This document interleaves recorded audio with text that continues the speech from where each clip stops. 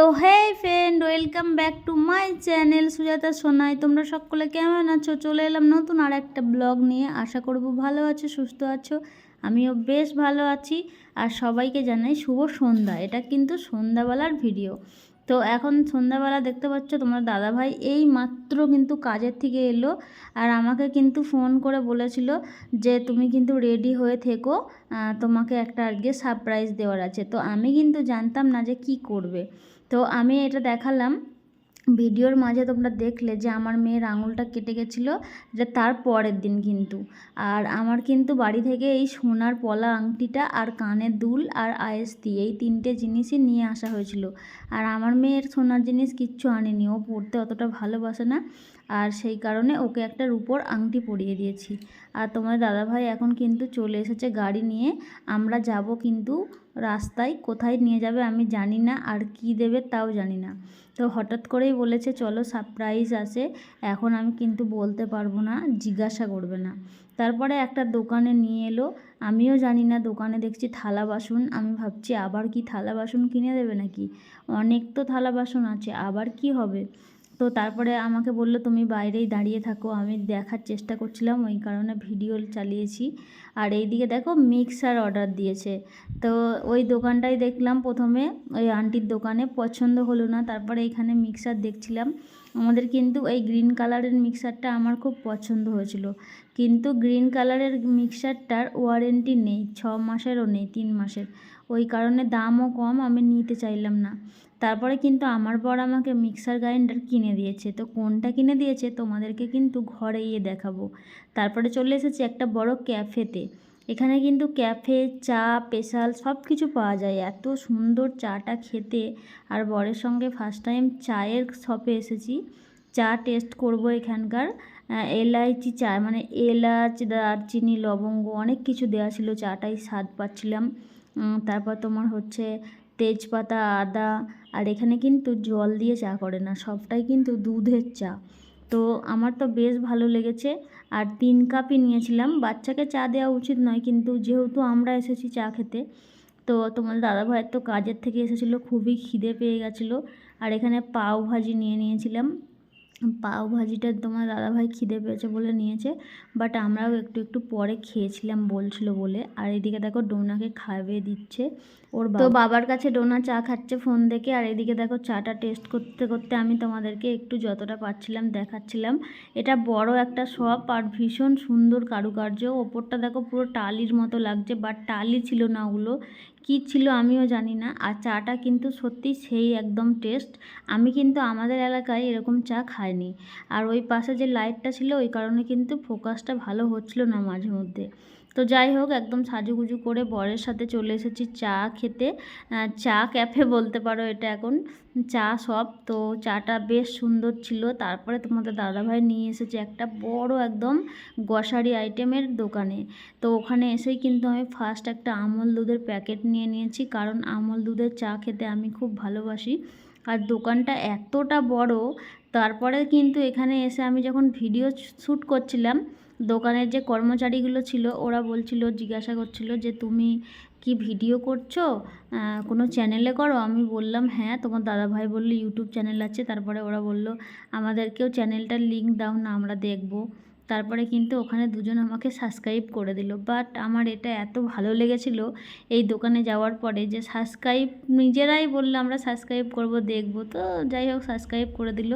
তারপরে এইদিকে দেখতে পাচ্ছ আস্তে আস্তে সব কেনাকাটা চলছে। আর আমি কিন্তু দেশের বাজারে ওই মাইশোর স্যান্ডেল সব সাবানটা ইউজ করতাম, আর এখানে এসেও কিন্তু পেয়ে গেছি। তো যাই হোক ওই সাবানটা নিয়েছি।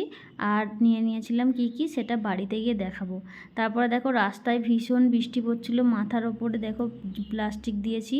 মানে একটা ভাবি খুবই ভালো, আমাদেরকে সবাইকে একটা করে প্লাস্টিক দিয়েছিল। আর ডোনাকে দেখো জল মোছাতে গিয়ে একটুখানি হাতে লেগে গেছে। তো কেমন কাঁদছে, ওর বাবা মানে মাথার জলটা মুছে দিচ্ছিল তখন।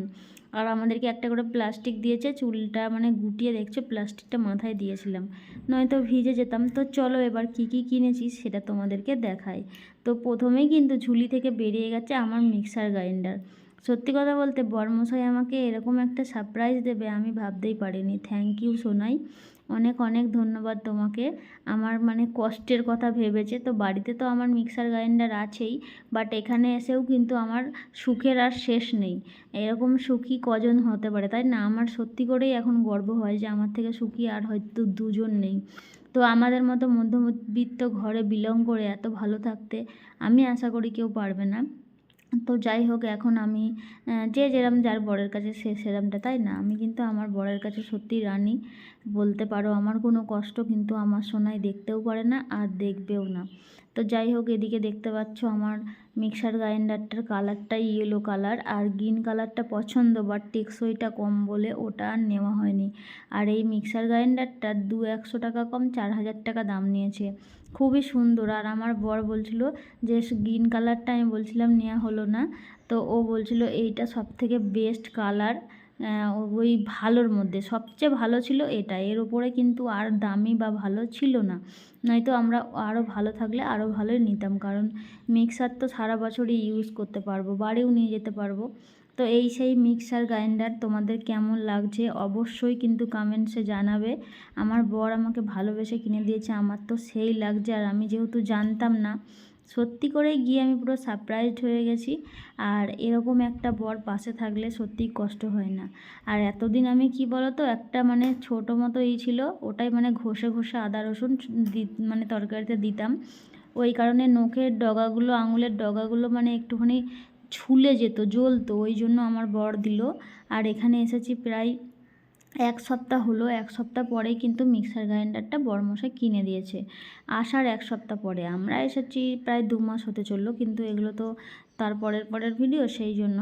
তো যাই হোক, এরকম যেরকম থাকে 3টে বাটি, সেরকমই ছোট বড় মাঝারি সবই রয়েছে। আর আমার বর দেখো সবগুলো খুলে খুলে লাগিয়ে দেখছে।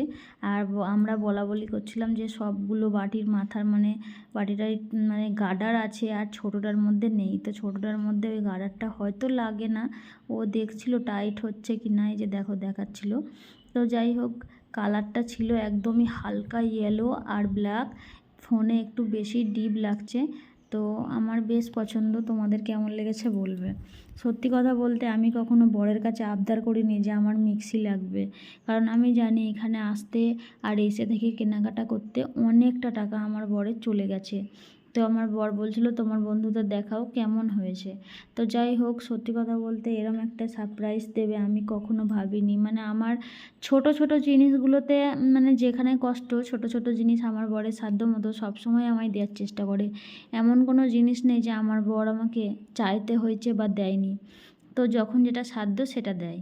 আর এদিকে দেখো, ওই ক্যাফেতে গিয়ে আমার কিন্তু এই ক্রিম রোলগুলো খুব মানে দেখেই পছন্দ হয়ে গেছে, যেহেতু আমি খেতে খুব ভালোবাসি।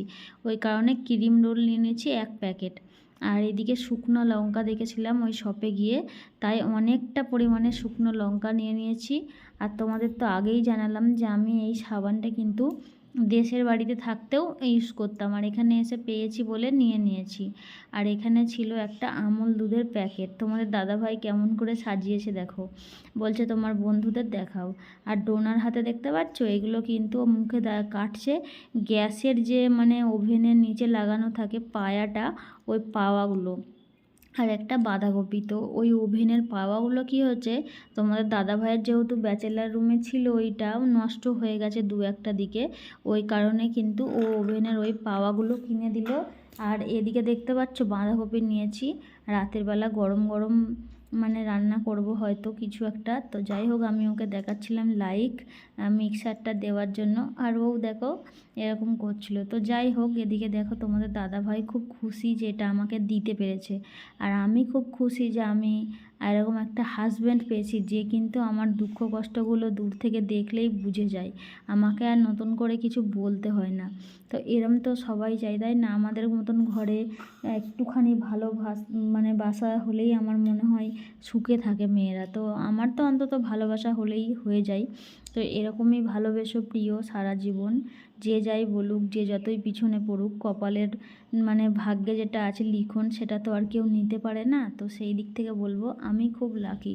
আর তোমাদের দাদাভাই দেখো কি করছে, মানে এত খুশি ও, সত্যি কথা বলতে আমি যখন দেখলাম ও খুব খুশি হয়েছে, ওর খুশিতে আমিও খুব খুশি হয়ে গেছি।